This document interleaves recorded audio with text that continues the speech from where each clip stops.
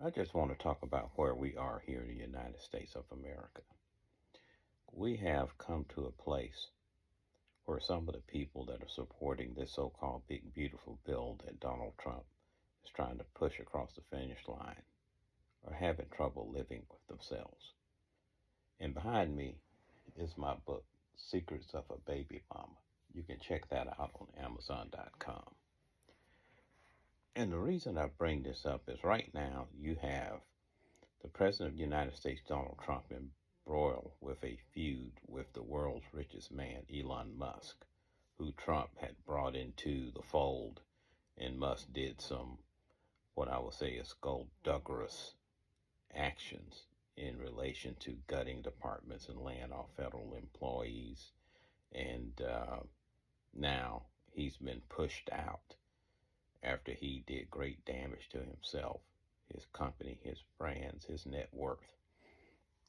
So, but some of the folks that are showing their hand are people like Joni Ernst, the senator from Iowa. I think she just got to a point where she couldn't stomach it anymore of the pretense that she was trying to put forth to her public, her voters. So in a town hall, when a woman yelled out, people are going to die in relation to cuts to Medicaid and food stamps that are in this so-called big beautiful bill, she said, well, we're all going to die. And then the next day she made a sarcastic apology video walking through a cemetery and said, I'm glad I didn't have to bring up the tooth fairy. And if you want everlasting life, commit to my Lord and Savior Jesus Christ. Basically saying, we're going to make your life hell here on earth because we're going to cut your health care. We're going to cut your food stamps. So if you want everlasting life or comfort in life, wait till you die. And we may hasten that because your rural hospitals and nursing homes are going to close. And by the way, there are Medicare cuts coming that will be forced on this through this bill because it exceeds certain debt limits without enough spending cuts. So be it. Then you have the case of Marjorie Taylor Greene, Congresswoman from Georgia, who said, I wouldn't have voted for this bill if I knew it had provisions that didn't allow states to basically put controls on artificial intelligence. So that's the thing that bothered you? Cutting Medicaid didn't bother you? Cutting Medicare didn't bother you? Taking food out of the mouth of kids didn't bother you? This AI thing bothered you? You're just giving yourself some sort of plausible deniability of, I would have been a no vote. But you just admitted you didn't even read or understand what you voted for that's shipping everybody else down the river. So what I want to bring into focus is for people to do the things that are included in this bill brings back the spirit of the master. And here's why I say that. To do the things in this bill that they are willing to do to the American people and the people that voted for Trump and the MAGA Republicans and put them in office, you have to have a mindset that will say, here's other things I would probably push through given the era. They would probably sit down and rationalize, why don't we go take a big group of people from a foreign country, bring them over here, place them in bondage, and force them to toil and work until they drop dead without compensation, because it's going to be good for us. It's going to enrich us. That decision was made, okay? That's United States history. And conversely, decisions like, we've got this new invention called the cotton gin. We can now make money off cotton because we can process it. But we've got all these Native Americans on those rich farmlands down there in the South. Why don't we just forcibly remove them from their land so we can take it and raise cotton. The Trail of Tears. That happened. Or let's say during a world war with a country like Japan, we've got these United States citizens of Japanese descent. We don't trust them. Why don't we just go round them up, confiscate their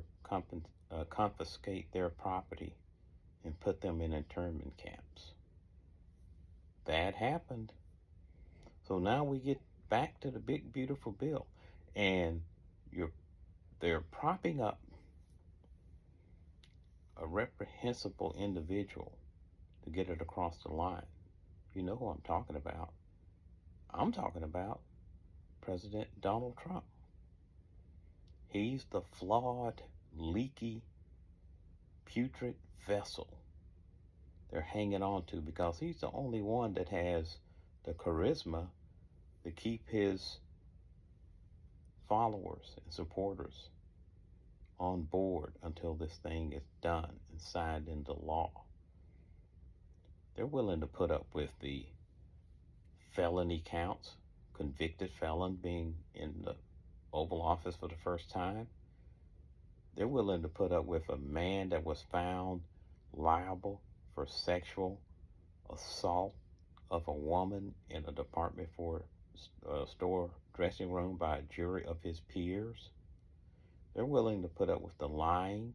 They're willing to put up that he said he grabs women by their privates because they let him, because he's a star. And that was on tape, on video, that he said that. And then all the other accusations against him by other women of inappropriate behavior.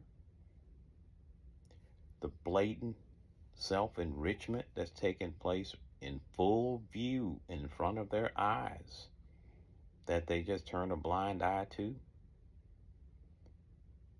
They're willing to hold their nose, compromise their values, look at themselves in the mirror and somehow justify what they're doing with no remorse and apparently no sense of shame. If it's fear overriding their self-respect, so be it. But now we see who real heroes were that fought for rights in this country, that they're allowing to just be stripped away like, layers of paint from individuals in this country. Be they women, be they minorities. It's just happening on a mass basis. And they're willing to accept it and do it, all in the name of enrichment and enriching those that don't need any more enrichment, the millionaires and billionaires of this country.